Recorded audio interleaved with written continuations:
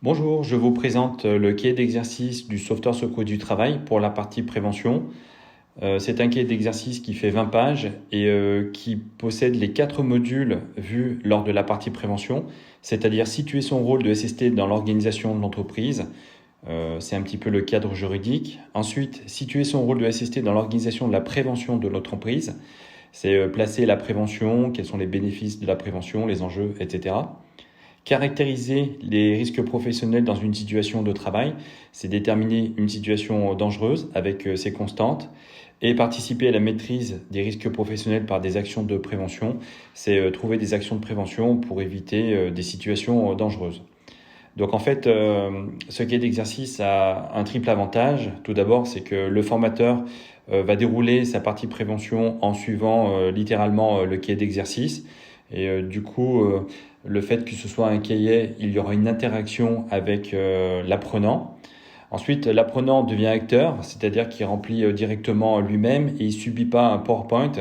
Et du coup, à l'intérieur, il y a des petits exercices et ça permet à ce que le salarié détermine réellement quelles sont les problématiques et quelles sont les solutions à trouver.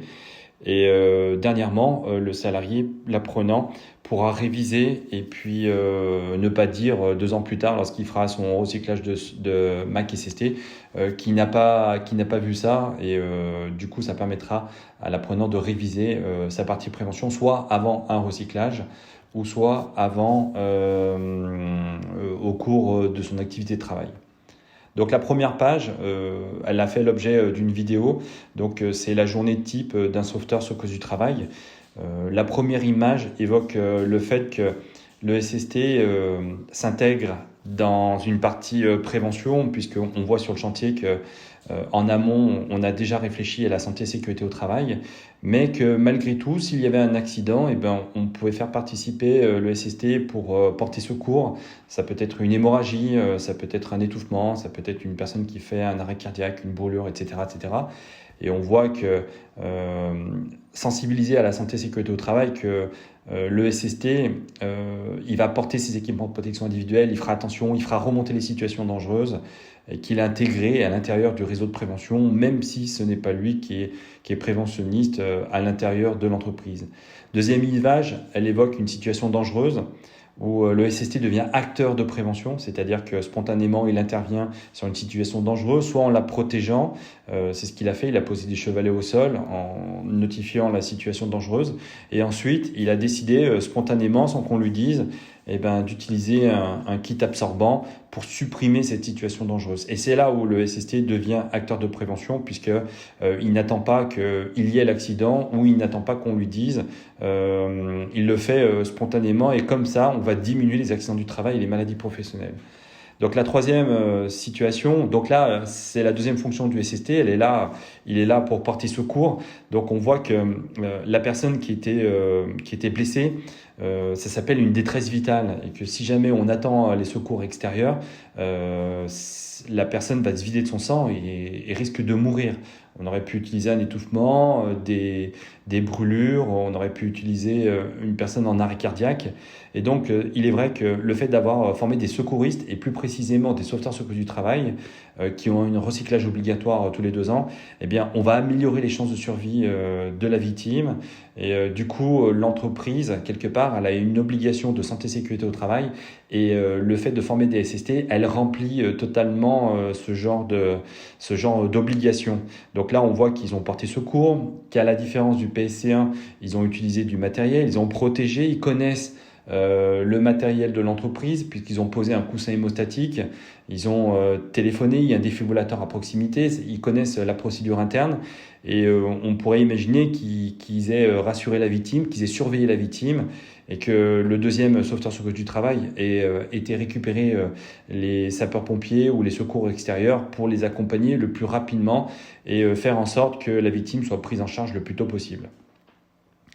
Quatrième situation, donc là on voit une personne qui a détecté une situation dangereuse par l'absence ou la plaque d'égout qui est cassée.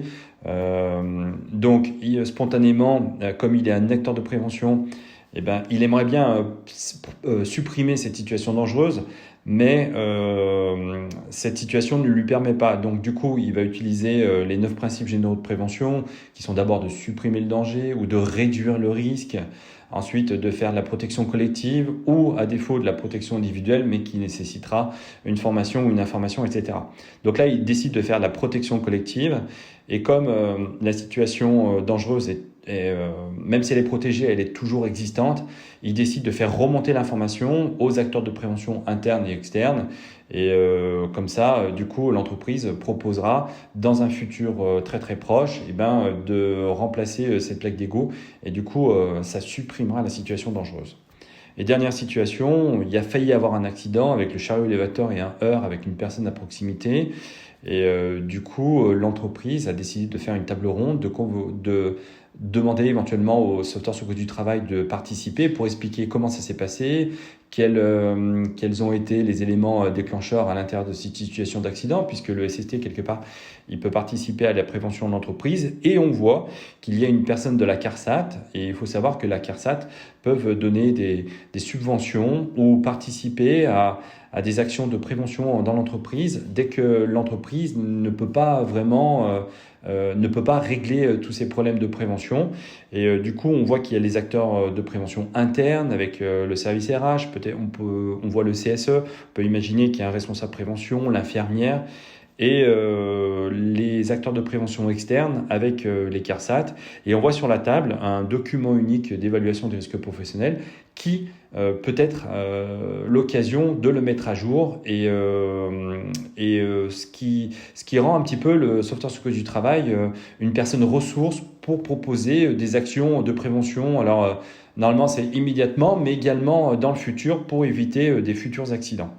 Et en bas, c'est pour montrer que tout le monde peut être sauveteur secours du travail. La page 2 du livret de prévention rappelle les 2 fonctions et les 2 compétences du sauveteur secours du travail, qui sont intervenir face à une situation d'accident du travail et contribuer à la prévention des risques professionnels. Pour aborder la partie cadre juridique et délimiter le champ d'intervention du sauveteur secours du travail, nous passons cette petite vidéo, ce qui va créer un débat et qui permet d'introduire l'esprit des lois, notamment sur le code civil, le code pénal et le code du travail. Bonjour Marie, voilà le courrier du jour. Merci. Au fait, je voulais vous parler par rapport au nombre de salariés qu'on a. Ce serait bien qu'on fasse une formation en secourisme. Il y a une caserne de pompiers à proximité, je préférais que ce soit eux qui interviennent. C'est une obligation pour nous, c'est dans le code du travail, il faut qu'on ait des secouristes. Et en plus, si quelqu'un est en détresse vitale, il faut qu'on puisse réagir rapidement. Bon si c'est obligatoire, je vous invite à le mettre au plan de formation. Ok, je vais organiser du coup une formation, je pense secouriste sauveteur du travail, puisqu'il y a de la prévention et du secourisme en même temps. Vous me tenez au courant? Oui. Bonjour Mathilde. Bonjour. On va organiser une formation en tant que sauveteur secouriste du travail. Est-ce que ça vous intéresserait? Ah bah oui, ce serait intéressant, pourquoi pas. Et une fois que j'ai fait la formation, si je dois par exemple intervenir dans l'entreprise, si je fais mal mes gestes ou que je les oublie, est-ce que je peux être licenciée? Alors non, il y a un cadre juridique et dans tous les cas, ce sera l'entreprise qui sera responsable. Par contre, moi si on me demande de faire une trachéotomie avec un stylo, j'en suis incapable. Alors je vous rassure, c'est des gestes très très simples et vous ne verrez pas cette technique dans une formation SST. D'accord, je veux bien devenir sauveteur secouriste du travail alors. Ok, donc j'organise la formation et puis je reviens vers vous avec la convocation. D'accord, merci. Merci, au revoir. Au revoir. La partie du bas concerne le cadre juridique. Donc en fait, il doit y avoir une petite animation entre la responsabilité de l'employeur et puis les questions que pourrait se poser le sauveteur secours du travail, à savoir qu'est-ce qui va se passer si jamais je fais mal les gestes de secours, si j'oublie, est-ce que j'ai une responsabilité civile, est-ce que j'ai une responsabilité pénale. Et on rappelle également un petit peu les obligations de l'employeur en matière de santé et sécurité au travail, et surtout rappeler qu'il y a un lien entre le code civil, le code pénal et le code du travail. Donc ça va faire l'objet d'une vidéo spécifique que pour la partie juridique. Je vous mettrai le lien directement dans la vidéo. En page 3, on rappelle l'obligation de porter secours en dehors de l'entreprise essentiellement. Et ensuite, on va donner le champ d'intervention en matière de secours. On va rappeler que l'intervention du SST est limitée dans le temps. C'est-à-dire que dès que les secours sont arrivés, c'est fini pour le secouriste. L'intervention est limitée dans les moyens. uniquement les gestes de secourisme appris lors de la formation SST et le matériel acquis et vu lors de la formation SST. Et pour dire également que l'intervention est limitée dans l'espace. C'est essentiellement dans l'entreprise, mais comme tout simple citoyen, le sauveteur secours du travail peut porter secours en dehors de son entreprise et du cadre du travail. En bas, on rappelle que sans faute intentionnelle, la responsabilité d'un secouriste pour avoir porté secours ne peut pas être engagée. Généralement, on fait un petit hiatus sur la loi du 3 juillet 2020 visant à créer le statut de citoyen sauveteur. Ensuite, page 4, on a un QCM sur la partie juridique. Donc, il y a 10 questions. Soit vous faites en sous-groupe, ou soit les gens répondent directement. Et ça permet également de corriger derrière et quelque part même de valider la partie juridique grâce à ce QCM. Pour la deuxième partie, s'approprier les enjeux de la prévention pour en situer l'importance dans son entreprise. On passe cette vidéo qui est issue de la CARSAT et qui s'appelle « Ma CARSAT, ma subvention ». Bonjour, Hervé Pirel, Hôtel des Vallées, la Belle Montagne à la Bresse dans les Vosges.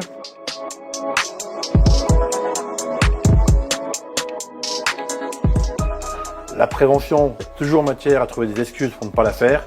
Je pense que si vraiment on tire ce personnel, c'est pas compliqué. C'est donnant-donnant. On ne peut pas avoir du personnel souriant et agréable si on court après du matériel ou des équipements de mauvaise qualité.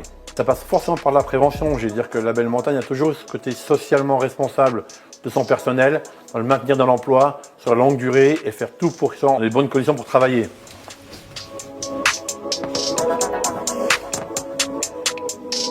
On a déjà une démarche de santé au travail qui est impliquée par le groupe La Belle Montagne, qui se passe par la sécurité, par l'écoute du personnel. C'est-à-dire que chaque chef de service écoute son personnel, et le personnel est force de proposition dans les problèmes qu'il rencontre à chaque instant.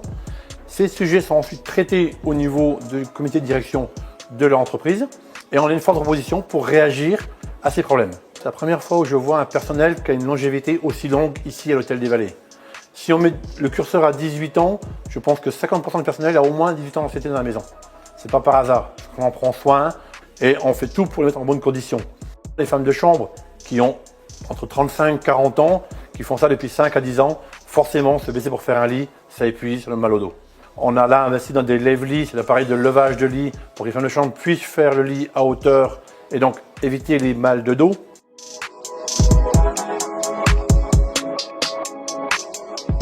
Non, pas du tout. Déjà, on rencontre régulièrement la CARSAT à travers M. Marceau, notre conseiller régional. D'abord, le ministère du matériel, si le personnel n'adopte pas la démarche, ça ne sert à rien. Donc, on a acheté un lève-lit témoin. Les filles l'ont essayé. Le médecin ergonome est venu à notre demande sur les conseils de la CARSAT pour valider le projet. Notre conseiller régional de la CARSAT était avec nous pour nous aider à appuyer et à écrire le projet. Et en 3 clics, la démarche Internet se fait rapidement, facilement. En 5 minutes, le dossier est rempli sur Internet. On avait commencé par équiper 80% de l'hôtel avec ces fameux lève-lits. Les 10% manquants, on a vite senti des plaintes. C'est pas les lève-lits, moi j'y vais pas, ces choses-là. On se rend compte que les filles ont vite adopté ce principe. C'est du vrai bonheur pour elles. C'est plus une corvée de faire un lit, c'est presque un plaisir. Alors je pense que l'efficacité en elle-même, pas forcément, mais en baisse du taux d'accident de travail et d'absence pour maladie, on y a beaucoup gagné. On a de nouveau investi dans un appareil de nettoyeur vapeur haute pression pour nettoyer les salles de bain. Éviter aux femmes de chambre d'être en contact avec des produits chimiques, des allergies et surtout une efficacité derrière. Du coup, à l'issue de cette vidéo, on peut faire une sorte de débat et rappeler qu'au début, on avait une situation critique avec beaucoup d'accidents du travail, un turnover qui était important, une insatisfaction des clients, etc., etc. Et du coup, l'hôtel a misé sur la prévention en prenant un responsable ou un référent sécurité, en faisant une analyse de poste de travail et en demandant le concours d'un acteur de prévention externe qui est la CARSAT et qui leur a proposé des actions de prévention. Alors certes, ça leur a coûté énormément d'argent, mais quelque part, ils ont un retour sur un investissement qui est assez important puisque les salariés sont plus heureux. Ils vont faire des économies d'argent puisque le remplacement d'un salarié, un salarié qui est absent, ça coûte énormément d'argent, il faut le remplacer, etc., etc. Et du coup, il y a des enjeux économiques, humains, sociétaux, juridiques qui se mettent en place et qui deviennent de plus en plus petits grâce à des actions de prévention. Donc du coup, on va fixer qu'est-ce que la prévention dans l'entreprise, rappeler un petit peu que l'employeur est responsable de la santé sécurité au travail, et ensuite on va aborder qu'est-ce qu'un accident du travail. Ensuite, page 6, c'est qu'est-ce qu'une maladie professionnelle, et on incite les apprenants qui remplissent le cahier d'exercice à aller sur les statistiques nationales et éventuellement par filière, et du coup ça va créer un débat pour savoir si l'entreprise elle est plutôt bien, si leur filière elle est plutôt accidentogène. Ensuite, on va donner les enjeux de la prévention. Donc nous, on a donné que les grandes idées. On ne voulait pas remplir un cahier d'exercice avec beaucoup d'informations, mais je pense que grâce à la vidéo, ça permet de parler déjà des enjeux juridiques, c'est-à-dire que l'employeur, il sera moins exposé au service de la justice sur des accidents ou sur des maladies professionnelles, des enjeux humains où les salariés sont beaucoup plus contents de venir au travail, ils n'ont pas la boule au ventre, ils vont pas se dire qu'il va manquer 3 personnes. Le travail est bien fait et il y a une satisfaction par rapport aux clients. Ensuite, il y a un enjeu économique où l'entreprise va gagner de l'argent et un enjeu social où on va recruter peut-être les meilleurs salariés, puis il y a une meilleure image de l'entreprise. Alors, on n'a pas vraiment respecté le manuel du formateur puisqu'on a mis les 9 principes généraux de prévention juste derrière. Ça nous avantageait un petit peu par rapport à la poursuite du cahier d'exercice. Donc on rappelle, et ça fait partie aussi du PowerPoint qu'on distribue ce cahier d'exercice, puisqu'il y a la problématique et il y a la solution. Par exemple, pour éviter les risques, il y a un compresseur qui tourne dans une entreprise, on trouvera la solution derrière. Éviter les risques qui ne peuvent pas être évités, ça va être l'analyse du document unique. Combattre les risques à la source, on va rajouter un carter plus un système d'aspiration. Adapter le travail à l'homme, on voit que la personne était beaucoup trop petite ou beaucoup trop grande, et donc du coup on va mettre du mobilier réglable en hauteur, ainsi que la chaise. Tenir compte de l'évolution de la technique, on avait une personne qui passait la tondeuse, alors il y a un risque de chute, il faut faire un mélange de temps, il peut y avoir des frelons asiatiques, tout est fait pour que la personne elle soit blessée, et donc du coup on a pensé à prendre plutôt une tondeuse télécommandée. Remplacer ce qui est dangereux par ce qui l'est moins. On s'est inspiré un petit peu de la CARSAT Ma Prévention. Donc du coup, la personne va utiliser de la vapeur et des produits bio essentiellement. Ensuite, il y a planifier la prévention. Donc là, on voit un atelier où c'est un petit peu... il y a la température est beaucoup trop importante, il y a de la coactivité, il faut faire des formations, etc., etc. Donc là, du coup, on va planifier la prévention. En numéro 8, il y a un toit qui n'est pas du tout protégé. Du coup, on comprend qu'il vaut mieux faire de la protection collective plutôt que de la protection individuelle. Et le dernier, on s'est inspiré un petit peu du PRAP ALM où il y a une personne âgée dans un EHPAD qui est tombée. Et du coup, le salarié, comme elle a eu la formation et qu'elle a appris à utiliser le lève-personne, et du coup va solliciter l'aide d'une collègue de travail pour aller chercher le lève-personne. Et parce qu'elle a eu la formation, parce qu'elle a été informée des risques, parce qu'elle a été formée sur l'utilisation du matériel, elle sera plus enclin à utiliser ça. Et du coup, on va gagner très largement en efficacité. Un petit hiatus, page 8, sur le rôle du SST avant un accident. Donc on rappelle qu'il sait détecter les situations dangereuses, qu'il est sensibilisé à la prévention, etc. Pendant un accident, qu'il maîtrise les gestes de premier secours, qui peut porter secours en cas d'urgence. Et après un accident, que c'est une personne ressource et que le SST peut participer à la mise en place d'actions de prévention. Ensuite, tout à l'heure, on a parlé des acteurs de prévention internes et externes à l'intérieur de la vidéo. Et du coup, on peut fixer un petit peu le cadre. Alors, on a décidé de mettre l'infirmière ou le service de santé un petit peu au milieu parce que soit il fait partie de l'entreprise ou soit c'est extérieur à l'entreprise. Et on a les acteurs de prévention internes et externes. Et on voit qu'il y a une articulation entre le sauveteur secours du travail et ces acteurs-là. Cette partie 3 du sauveteur secours du travail pour la partie prévention est caractérisée des risques professionnels dans une situation de travail. En fait, on incite les sauveteurs secours du travail à repérer des situations dangereuses dans leur activité de travail. Pour ce faire, nous passons cette vidéo.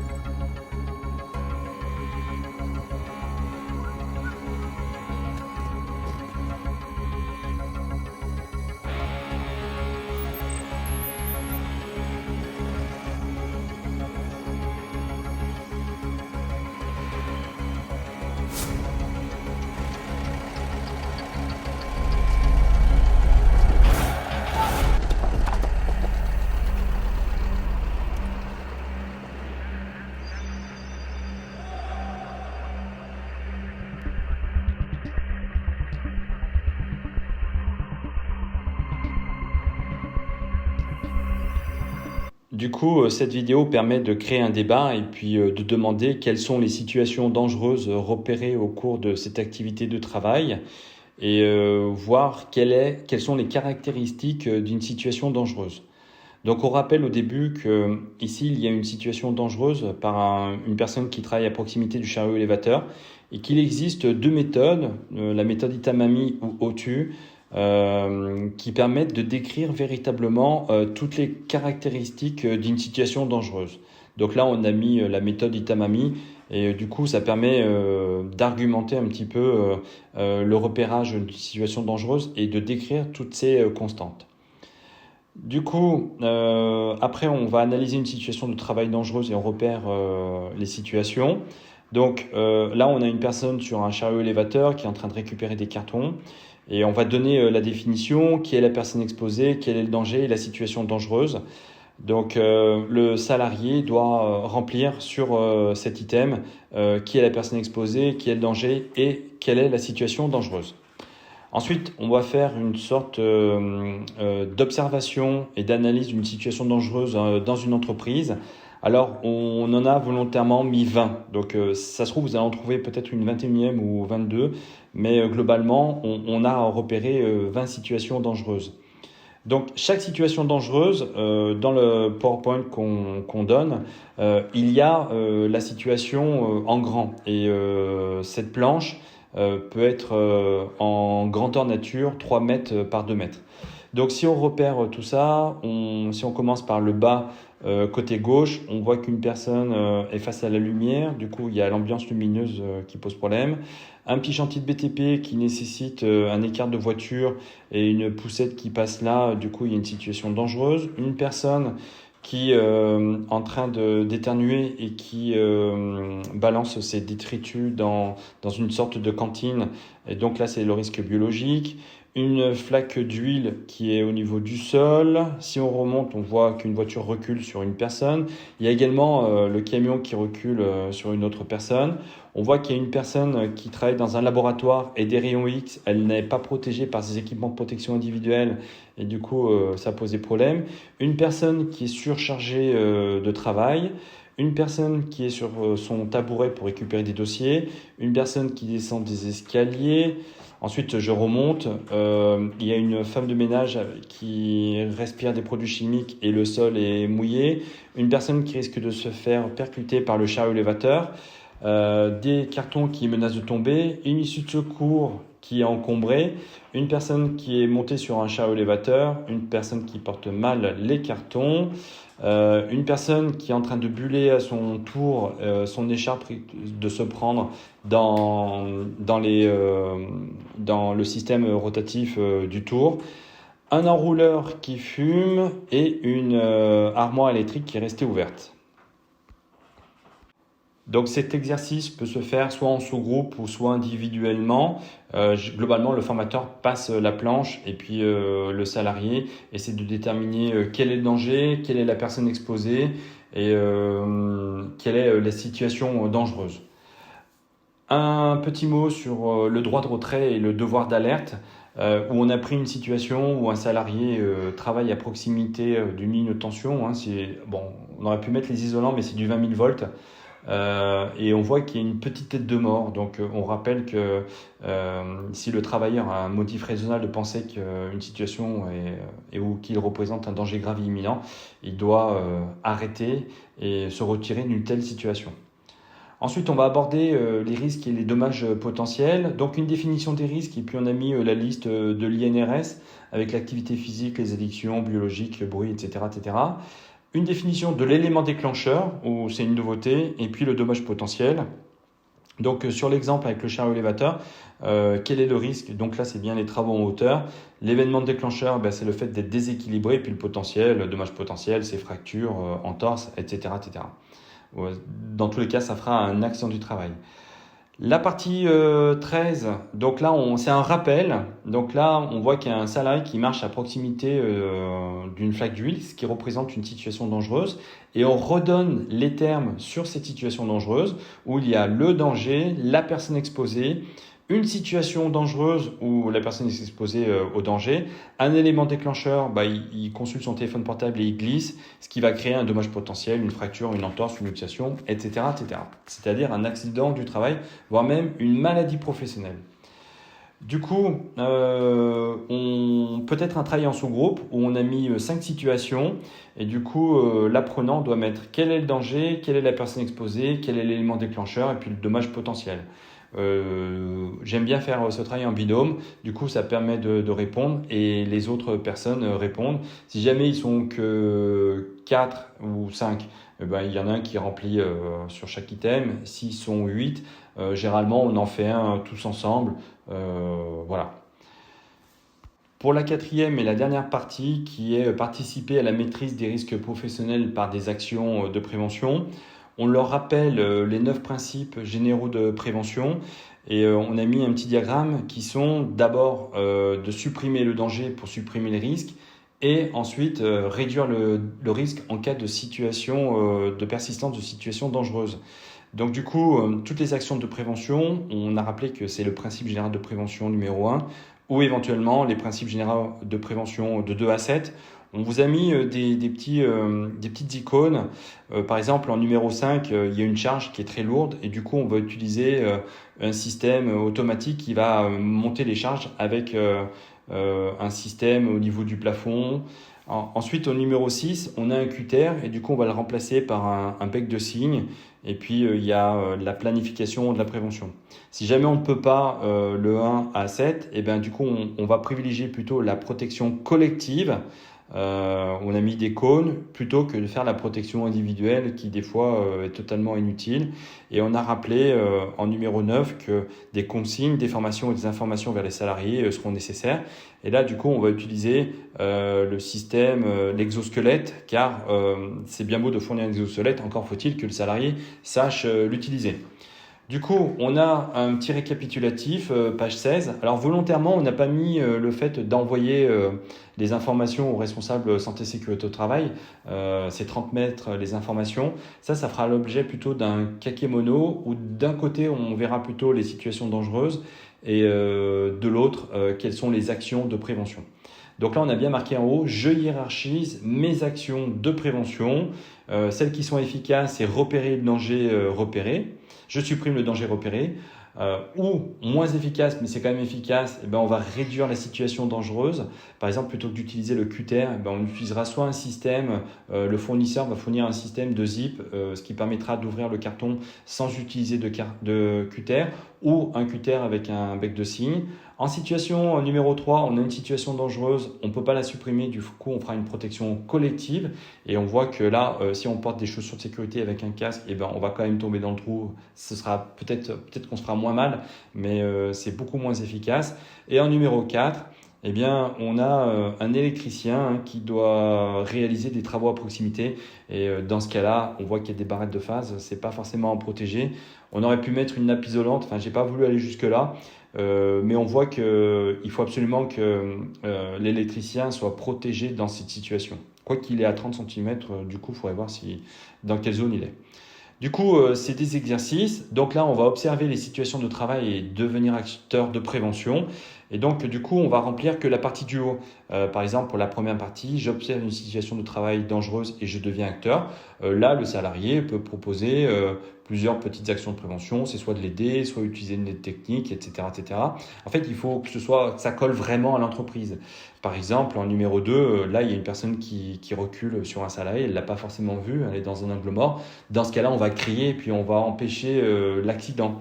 En situation numéro 3, peut-être qu'on mettra des plots tout autour et puis on fera enlever les cartons. Ensuite, en situation numéro 4, il y a un tapis, on peut se prendre les pieds à l'intérieur et donc du coup, on remettra le tapis à l'intérieur. Et en situation numéro 5, il y a un enrouleur qui prend feu, du coup on va débrancher et on sortira le matériel à l'extérieur et forcément il est détérioré, du coup il faudra mettre au rebut avec éventuellement un panneau et dire dessus ne plus utiliser cet enrouleur.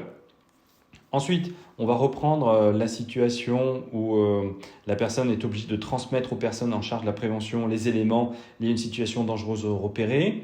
Donc là, c'est le moment où on va donner l'organigramme de l'entreprise avec les acteurs de prévention internes et les outils, les moyens mis à disposition de l'entreprise pour faire remonter les situations dangereuses, que ce soit par mail, par téléphone, avec des photos, etc. etc.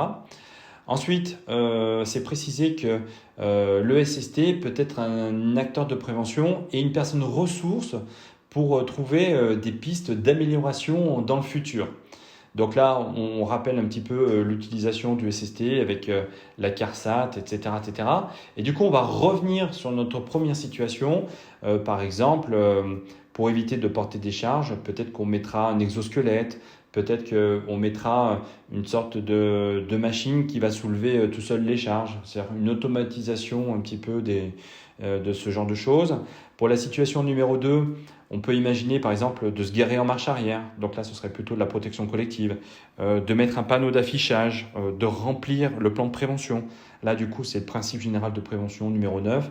Une zone piéton avec une zone où on se garait en marche arrière. Là, c'est quand même beaucoup mieux. On va réduire très fortement cet accident. On pourrait mettre un miroir, on pourrait mettre un radar de recul, etc., etc. Pour la situation numéro 3, eh bien, dans le futur, on fera peut-être une formation pour les caristes, une information avec des panneaux sur les étagères, etc. Pour la situation numéro 4, eh bien, on fera plutôt une information dans ce cas-là pour informer les salariés de ne pas caler les portes, puisque quelque part, ça empêche éventuellement la fumée de monter en cas d'incendie. Et pour le dernier, ben, on fera peut-être une habilitation électrique pour les salariés qui utilisent ces enrouleurs ou éventuellement acheter des enrouleurs avec un bouton poussoir thermique qui va disjoncter si jamais il y a une forte chaleur à l'intérieur de l'enrouleur. Dernier point, eh bien là on va savoir si ça a été tout compris. Donc généralement on fait faire ça soit en binôme ou soit en individuel. Donc du coup ils ont repéré une situation dangereuse. Quelque part c'est un petit peu à eux de jouer. Donc à force d'utiliser le char élévateur et de frotter les montants des étagères, eh bien l'étagère elle est déformée et il y a un risque d'effondrement. Donc du coup on va demander à l'apprenant de décrire pourquoi est-ce que c'est une situation dangereuse. Et donc là on peut donner la notion de risque, c'est quoi le danger, qui sont les personnes exposées, quel serait l'élément déclencheur que ça tombe et quels seraient les dommages potentiels sur la personne. Quelles sont les conséquences pour le salarié? Donc là, c'est les dommages potentiels. Quelles mesures de prévention avez-vous prises immédiatement? On pourrait imaginer une information, je ne sais pas moi, un affichage sur le fait de ne plus se mettre dans cette zone, éventuellement des cônes tout autour pour protéger cette situation. Donc là, c'est le principe général de prévention numéro 8, parce qu'on ne peut pas supprimer immédiatement cette situation dangereuse. Peut-être commencer à enlever des charges lourdes de ces rayonnages. Et quelles sont les mesures de prévention que vous pouvez proposer? Dans ce cas-là, ce serait le sauveteur secours du travail autour d'une table qui pourrait dire moi j'ai peut-être pensé à reformer des autorisations de conduite ou des formations CACES et éventuellement mettre des renforts tout autour, parce que j'ai constaté que lorsqu'on faisait un virage avec le chariot élévateur, ça frottait un petit peu, alors que si on met des renforts tout autour et qu'on améliore peut-être la qualité des rayonnages, ils auront tendance à moins tomber. Et là, du coup, on est vraiment dans une action de prévention. Donc, on a vu que le SST est capable de repérer une situation dangereuse. Il est capable de proposer des actions de prévention immédiates et que ça peut être une personne ressource pour la prévention dans le futur, pour éviter que ces accidents n'arrivent. Et c'est comme ça qu'on fera de la prévention dans l'entreprise et c'est comme ça qu'on va diminuer les accidents du travail et les maladies professionnelles. Et dernière page, on vient de leur redonner toutes ces compétences et que ce sera à eux de jouer. Alors globalement, souvent je fais faire un petit exercice, c'est une mise en situation réelle où je prends un petit câble avec une prise qui est cassée. Le câble, je l'enfonce pas dans le mur, je le pose au sol et je leur dis voilà, à force de tirer sur l'aspirateur, sur le câble de l'aspirateur, la prise est sortie. Il y a 3 fils qui sortent avec la prise qui est tombée au sol. Dans ce cas-là, qu'est-ce qu'ils font? Du coup, ils devront me dire que d'abord, c'est une situation dangereuse parce qu'il y a un risque électrique et que le dommage potentiel sur les victimes, c'est une électrisation, ça peut être une chute en arrière, ça peut être un arrêt cardiaque, etc. etc. Donc en mesure de prévention immédiate, ils vont baliser la zone ou fermer carrément l'accès à une zone complète, et que dans le futur, ils feront remonter l'information pour dire qu'eux n'ont pas pu, parce qu'ils n'ont pas forcément l'habilitation électrique, remplacer cette situation dangereuse, qu'une personne qui est formée et informée du risque viendra remplacer cette prise, et que dans le futur, on fera peut-être une formation aux personnels qui vont utiliser l'aspirateur pour leur dire de ne pas tirer les prises directement sur le câble, mais plutôt